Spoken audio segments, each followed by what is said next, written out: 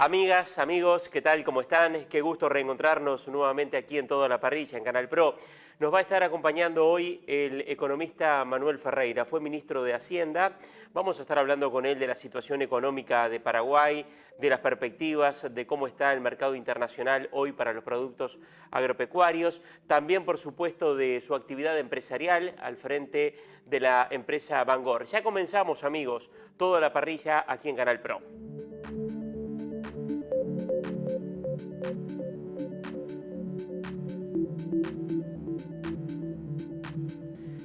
Bien amigos, como recién lo decíamos, vamos a comenzar esta entrega de Toda la Parrilla y vamos a recibir al economista Manuel Ferreira. Manuel, el gusto de tenerlo aquí en el programa, en Toda la Parrilla. El último contacto fue allá por septiembre, octubre, de forma virtual, porque bueno, estábamos y seguimos aún en el marco de esta pandemia que ha generado naturalmente un cambio muy importante en el mundo. ¿Cómo observa, y ya para entrar en tema hoy, la situación económica de Paraguay en este marco y en este mundo tan particular que estamos viviendo? Gracias por acompañarnos. No, muchas gracias por la invitación. Mira, yo creo que Paraguay está dentro de todo, está bien. Y creo que esa es una cuestión bastante rara hoy en el mundo.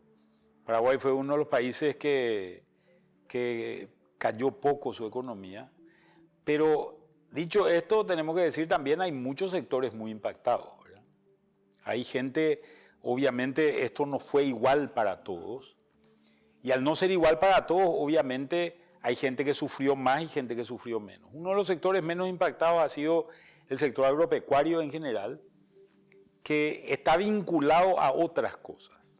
El año pasado tuvimos un buen rendimiento en la campaña agrícola de verano, en la soja fundamentalmente, y tuvimos problemas en la ganadería, pero no vinculados a la pandemia necesariamente, sino sobre todo vinculados al problema serio que se generó por el problema de la sequía.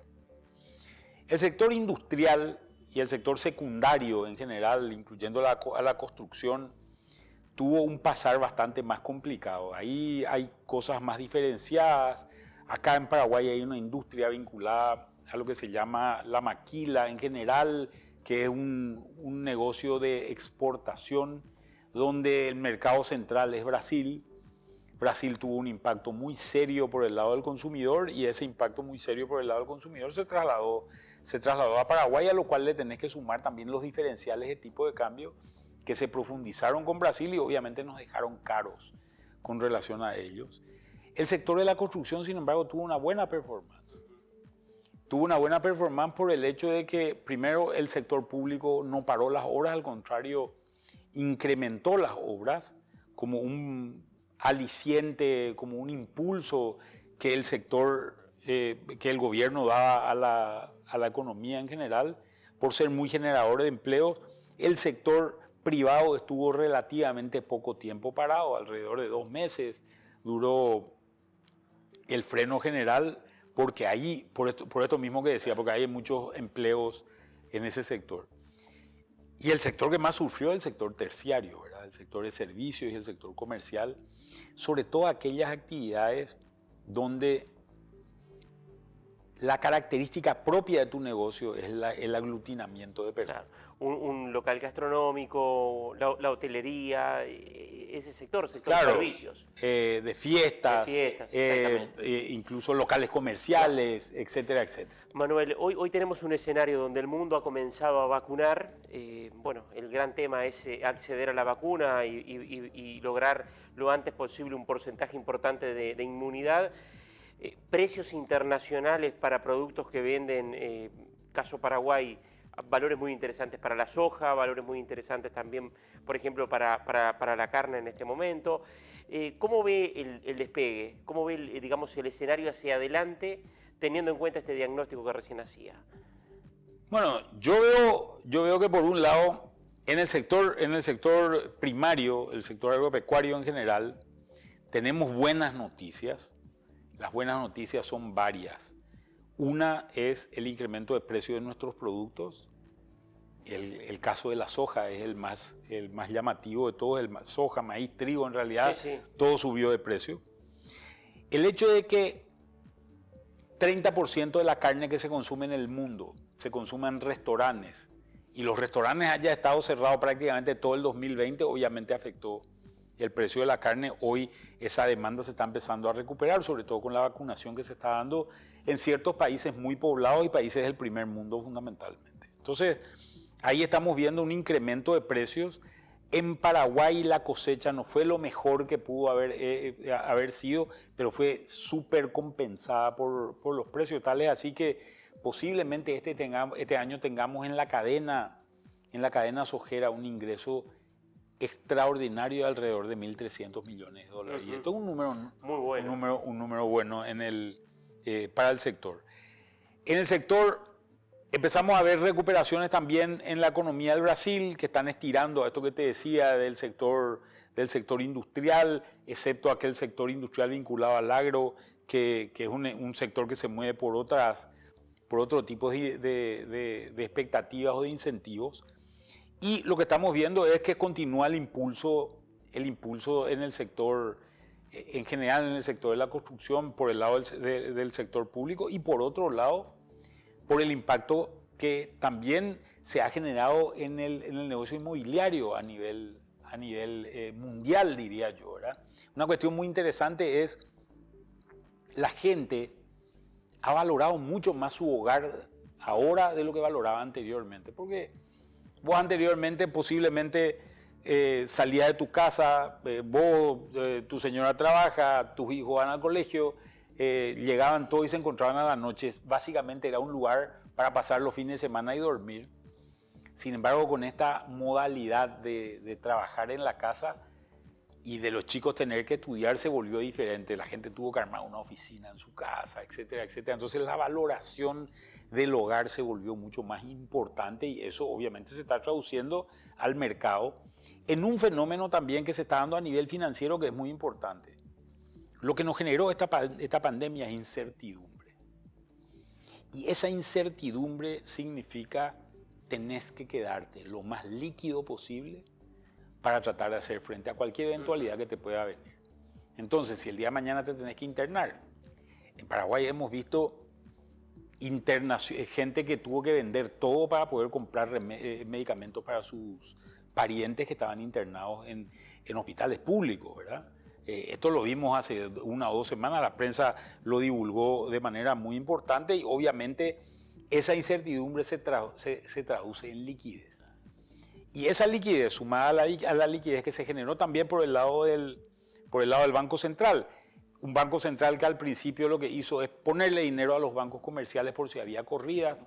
Sin embargo, la confianza en Paraguay fue muy importante hacia el sistema financiero y esa confianza se tradujo básicamente en un incremento muy grande de los depósitos porque no hubo corrida. Claro, ¿y cómo afectó la cotización del dólar, por ejemplo, frente al guaraní? ¿Y cómo va a jugar sobre todo hacia adelante? Porque es un tema interesante para ver también la competitividad del país. Claro, lo que nosotros hoy tenemos una moneda muy fuerte relativamente a la región, sobre todo cuando te comparas con Brasil y Argentina, que es muy importante, que son nuestros principales vecinos. Y Brasil viene devaluando ahora. Claro, y acá hay una cuestión que es muy importante de tenerla en cuenta, que es el hecho de que alrededor de 2 de cada 3 paraguayos viven en la frontera. ¿Qué quiere decir? Acá en Asunción estamos a menos de 5 kilómetros de la frontera, ¿verdad? En realidad somos una ciudad de frontera y eso se traduce también, el mismo fenómeno se da en Encarnación, se da en Ciudad del Este, se da en Pedro Juan Caballero, se da en otras ciudades, ¿verdad? Entonces, el paraguayo en general, yo siempre le digo a la gente, acá tenemos que asumir de que no hay frontera y de que en realidad gran parte de lo que ocurre en esas ciudades que llamamos de frontera es un movimiento de mercadería donde se arbitra tipo de cambio. Entonces yo compro del lado que me es más barato.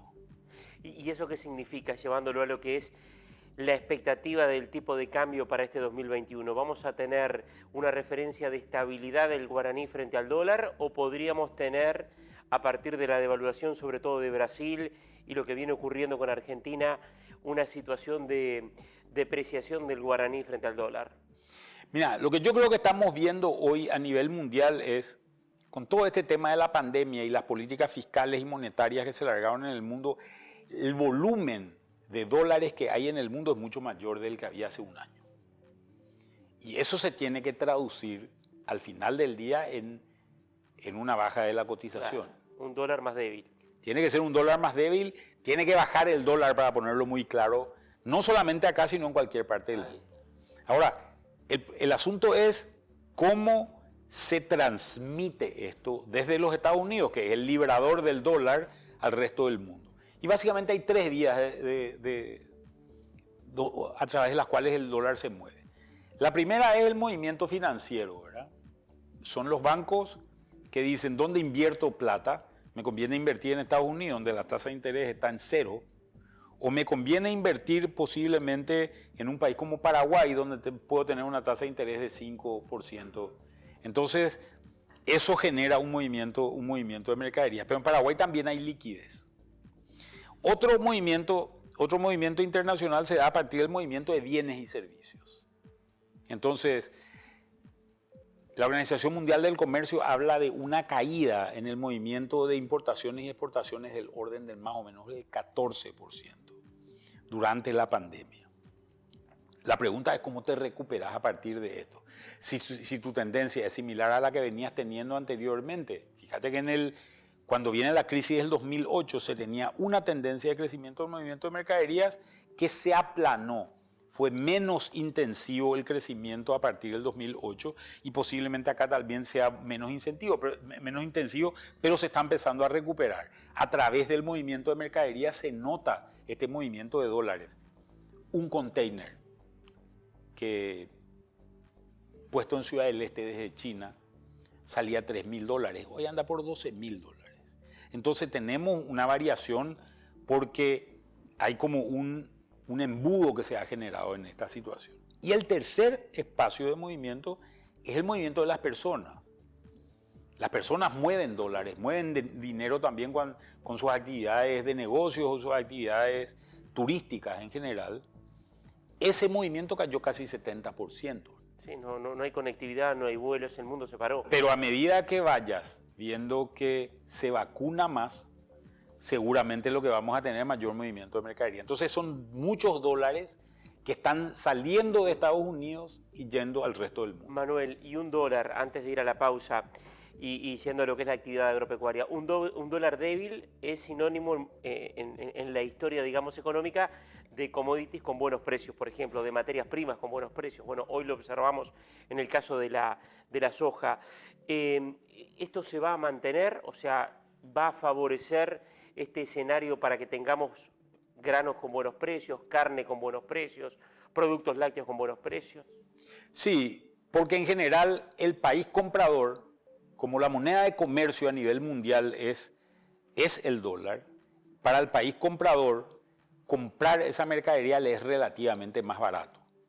Entonces obviamente genera una mayor demanda y está dispuesta a pagar un mayor precio. Cuando vos traes ese dólar a Paraguay, no es lo mismo lo que ocurre en el negocio de la carne que lo que ocurre en el negocio del grano.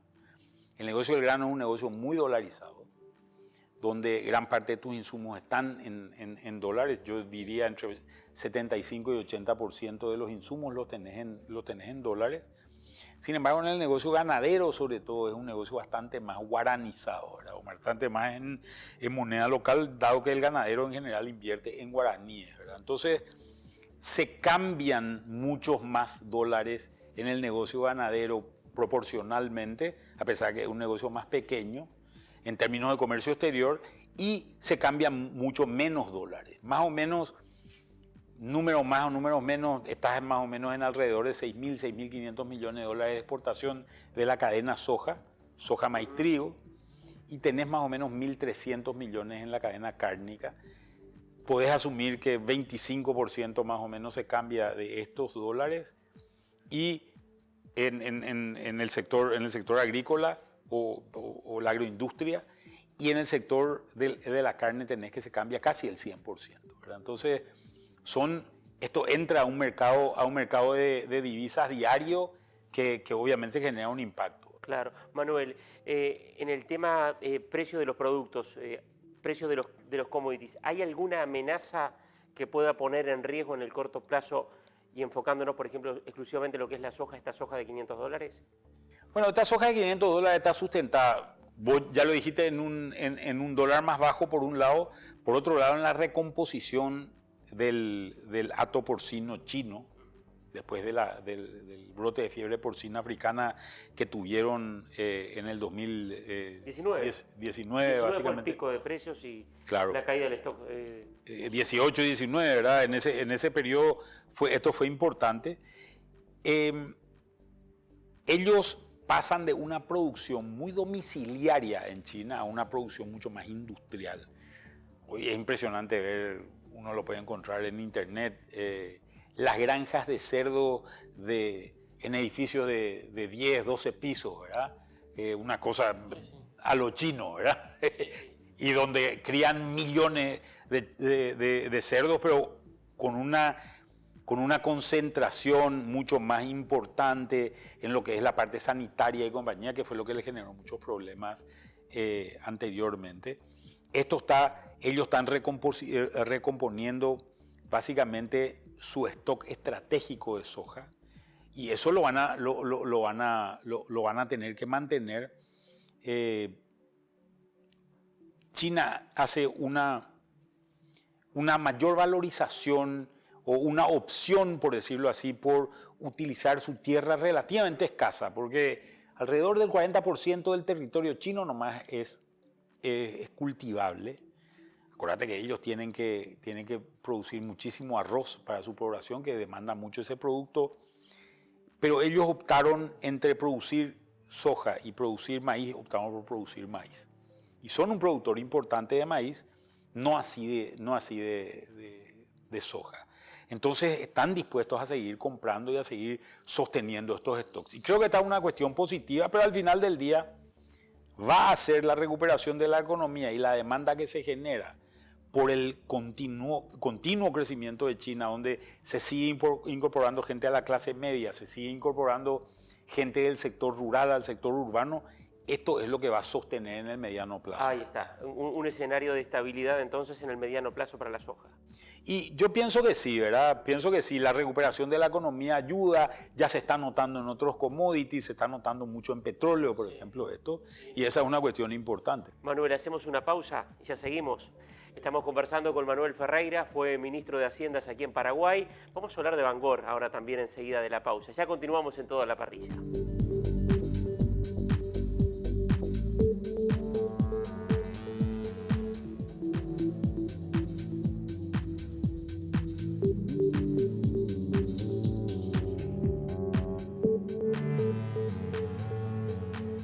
Comenzamos el segundo bloque de Toda la Parrilla, seguimos conversando con el economista Manuel Ferreira. Lo lindo, Manuel, de esto de tener la posibilidad de conversar, además de este contacto directo, es poder, que en la virtualidad no lo teníamos, poder degustar un buen corte de carne. Claro, espectacular, está muy rico. Y una charla que espero que para los televidentes resulte como para nosotros muy interesante y además de un tema tan dinámico como es este de la economía.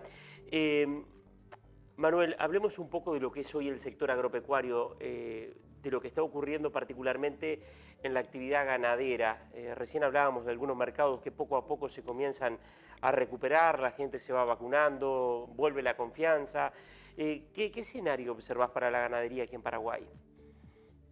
Bueno, mirá, nosotros venimos de un mal 2020, básicamente vinculado a dos temas. Por un lado, la pandemia que hizo bajar los precios internacionales y eso se trasladó por un impacto de una concentración en el mercado frigorífico, se trasladó en el precio del ganado y a eso le tenés que sumar la fuerte sequía que tuvimos, ¿verdad? Y los incendios que ya en realidad son derivados de la sequía, ¿verdad?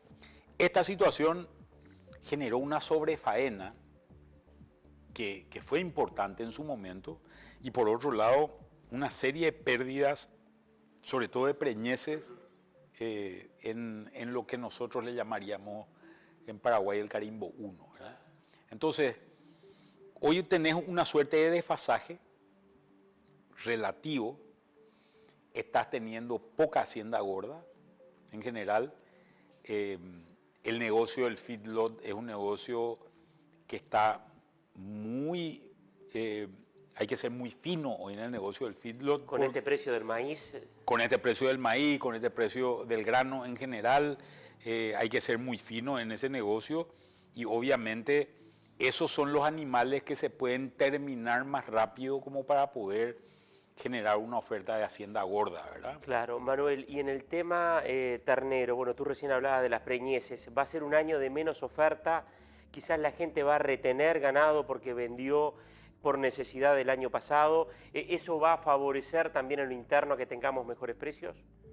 Sí, creo que eso se van a sostener esos precios, pero hubo gente que tuvo que vaciar sus campos el año pasado porque no tenía agua, porque no tenía pasto, y eso la gente está tratando de recuperar durante este año con un programa de retención que tal vez sea bastante más agresivo en el productor individual, digamos, en lo que va a ser este año, ¿verdad? Entonces, esa es una situación que obviamente va a afectar los niveles de faena y los niveles de terminación.